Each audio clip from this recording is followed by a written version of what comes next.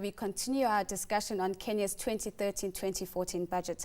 Kenya's growth expectation in 2013 is now 5.8%, rising to over 7% in the medium term. Despite resilience in parts of the economy, low productivity in agriculture and some key sectors, Kenya's social agenda is yet another big challenge. Joining us now to discuss the political economy in the budget is Dr. Seizo Mwangi, Managing Director of Sasini Limited, as well as Mutso Nzili, Deputy Secretary General of the Kenya National Union of Teachers. Gentlemen, good evening and thank you for joining us.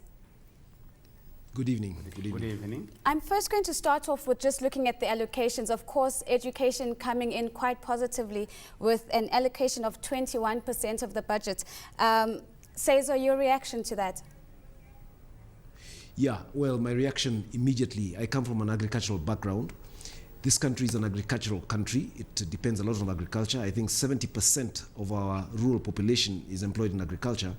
So I was a little bit surprised that agriculture got a much smaller allocation. I think that's my first reaction, really, to this particular slicing of the pie, so to say.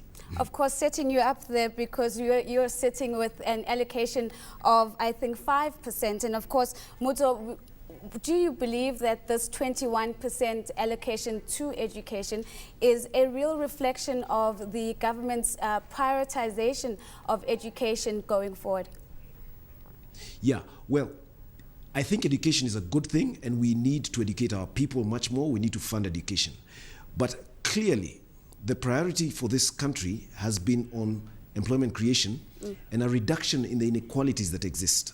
Okay? Now, if you take those two priorities, right? Employment creation and reduction of inequalities, which are huge, as you're aware, in this country. Agriculture is the logical area that these issues should be addressed. So yes, we'll educate a lot of people, but if we expect to create employment, I think we need to look at agriculture.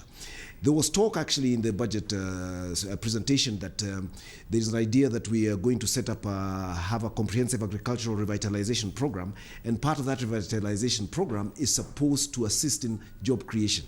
So we hope that this would be reflected in the budget allocation, but of course it was not. So will be very interesting going forward to see exactly how we're going to implement the agricultural revitalization program and exactly how much employment will be created from this program. And as I said, it does not really reflect the priorities of the country. So I was a little bit surprised by this, actually. Before we go into the specific projects around agriculture and the potential allocations there, Mutso, your reaction to what's been allocated to education? Thank you. Our reaction, our observation is that the allocation was not sufficient because learning is about the presence of a teacher in a class. The current situation in Kenya today is that all the schools are understaffed.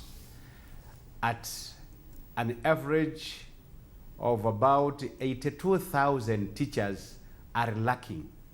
We expected the budget to set aside funds enough to employ at least 40,000 teachers to alleviate the understaffing in both secondary and primary. Further, learning has a foundation, and the foundation of learning is at the base.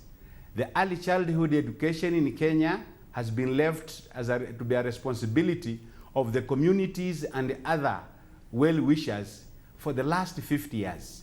This is the time that the government ought to have woken up to the reality that learning needs a foundation, and the early childhood tutors ought to have been mainstreamed in the main education circle as recommended in the Koech report of 2000 and as envisaged in Vision 2030, which is a Kenya's blueprint. So lacking those particular areas, those deficits will adversely affect the education learning outcomes in our institutions. And as we move towards to industrialization, yes, we need other issues, but the budget should have looked into the seriousness of learning and availability of teachers in Kenya. Mutso, I would then assume that you are not very happy about the fact that 52.3 billion shillings, I understand, has been set aside for the laptop per child initiative, which is trying to see Kenya revitalize and grow a technological generation. It seems from your reaction that this might be putting, prioritizing the wrong things.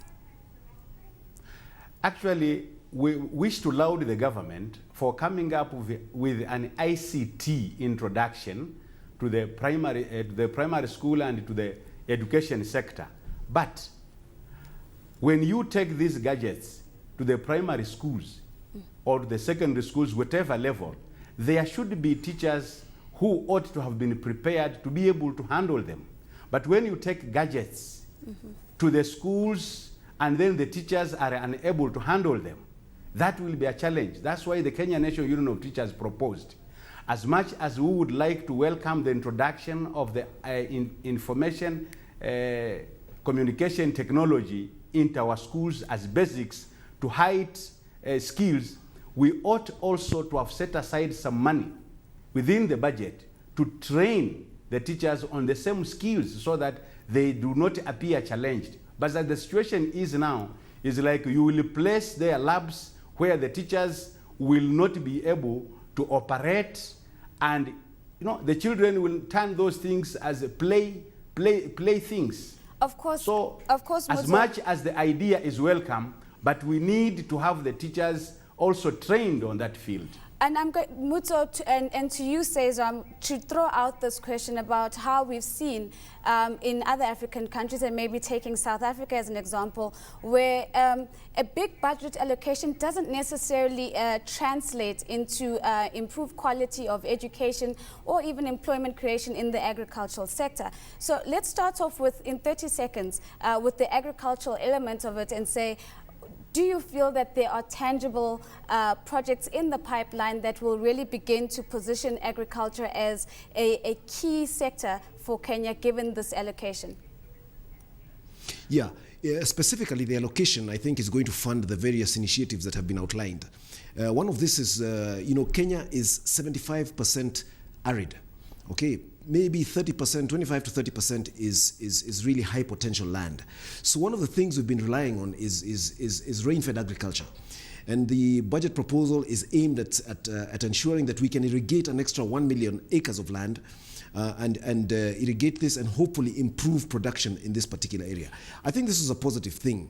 And we hope this can translate actually into increased food production, improved food security. Translation? The only thing that it is not clear. Cesar, jumping in there, I just want to quickly wrap it up on that issue of translation as we are running out of time, but hoping that the budget that has been presented today does translate into tangible benefits and addresses the pro-poor challenges that the government has spoken so much about.